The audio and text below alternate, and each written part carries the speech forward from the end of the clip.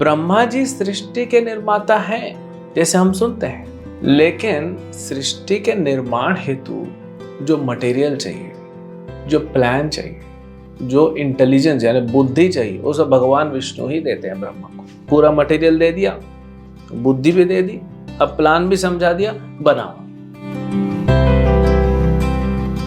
हरे कृष्ण। भगवद गीता अध्याय 7 श्लोक संख्या 4। भूमिरापो नलो वायु खम मनो बुद्धिरेव च अहंकार इति यं मे भिन्ना प्रकृतिरष्टधा।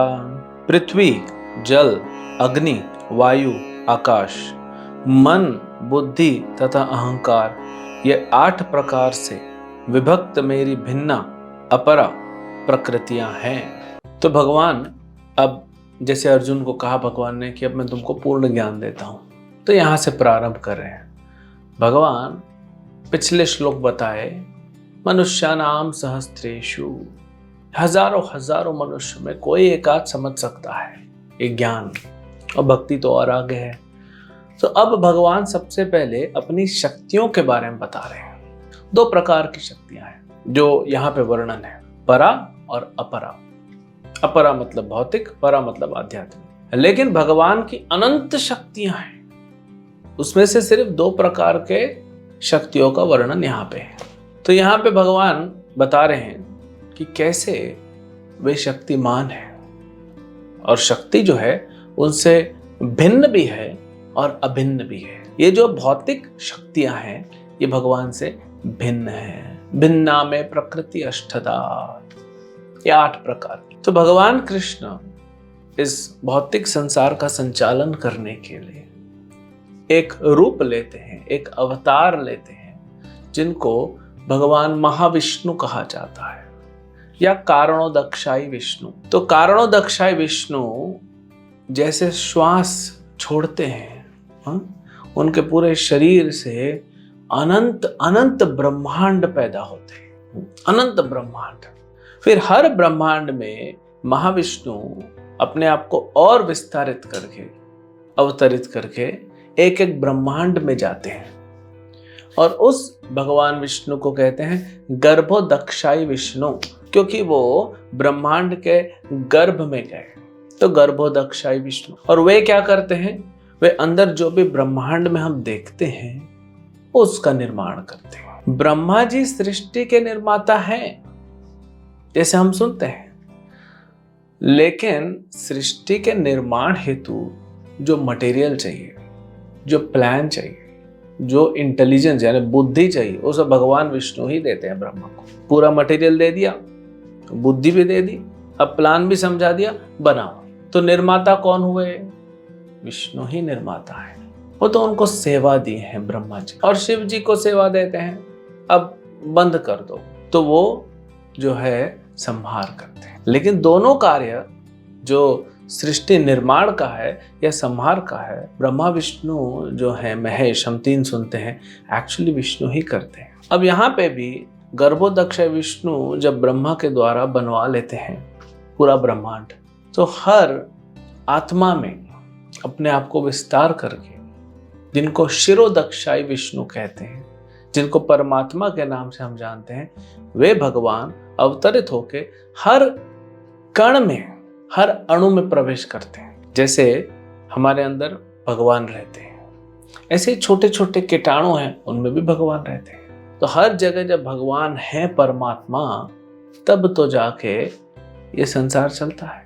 परमात्मा चले जाएंगे तो हमारी मृत्यु हो जाती है। हम कहते हैं मृत्यु हो गई, क्योंकि परमात्मा ने वो शरीर छोड़ दिया, परमात्मा के पीछे पीछे आत्मा निकल जाती है, और शरीर जो है भौतिक, वो तो अपरा शक्ति है ना, भिन्न, वो गिर जाता है, जिसको मृत्यु कहते हैं। तो शास्त्रों में कहा गया, जो ये 3 विष्णु कौन से थे? कारणोदक्षाई विष्णु, गर्भोदक्षाई विष्णु और शिरोदक्षाई विष्णु। ये 3 विष्णु को समझता है, वो इस संसार से मोक्ष प्राप्त कर सकता है। और ये तीनों विष्णु जो हैं अवतार हैं भगवान कृष्ण के। तो यहाँ पे भगवान ये 8 जो तत्वों के बारे में बताते हैं। 5 जो हैं वो स्थूल तत्व हैं, 3 जो हैं सूक्ष्म तत्व हैं। भूमिर अपो नलो वायु खम। भूमि मतलब पृथ्वी, फिर भूमि अपो जल, अनलो अग्नि, वायु वायु, और खम मतलब आकाश, जिसको हम वैक्यूम कहते हैं। जो भी संसार में आप देख रहे हैं इन्हीं पांचों से बना होता है, इसके अलावा कुछ है ही नहीं। क्योंकि भगवान ने ये रॉ मटेरियल सप्लाई किया, इससे हम बनाते रहते हैं। हम क्या क्या बनाते हैं? भगवान ने तो सब बना दिया, हमने बनाया प्लास्टिक। कुछ नहीं किया, हमने कुछ बनाया नहीं है। भगवान के दिए हुए रॉ मटेरियल को भगवान ने बोला इतना इतना अगर आप रखोगे रेशियो में या इतनी इतनी मात्रा में तो ये बनेगा, ये बनेगा, ये बनेगा।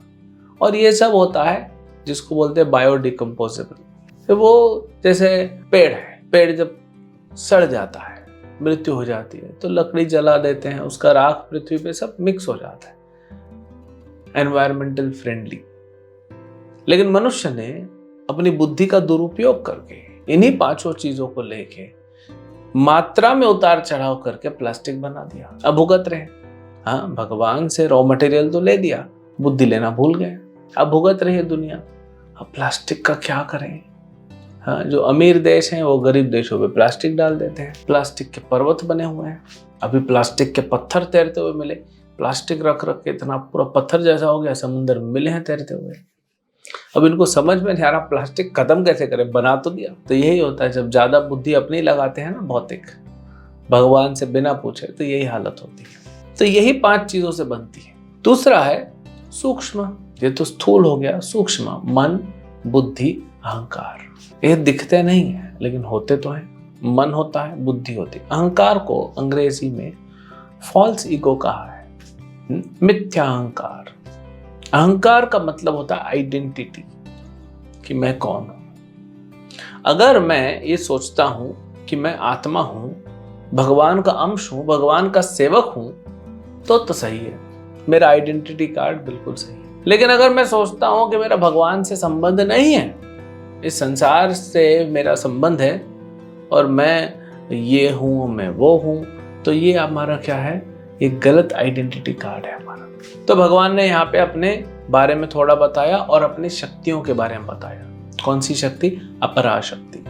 तो हम जब बोलते हैं ज्ञान प्राप्त करना है, तो ज्ञान मतलब भगवान और भगवान की सारी शक्तियों का ज्ञान होना चाहिए। तो वो सब साथ में क्या होगा, हमको समझ में आएगा। अगर हम बोलेंगे ठीक है भगवान है और मैं भी हूं और ये संसार भी है, लेकिन तीनों में कोई कनेक्शन नहीं है, तो वो ज्ञान नहीं हुआ। क्योंकि आत्मा और ये भौतिक प्रकृति, ये दोनों के स्वामी कौन है? कृष्ण है, भगवान है।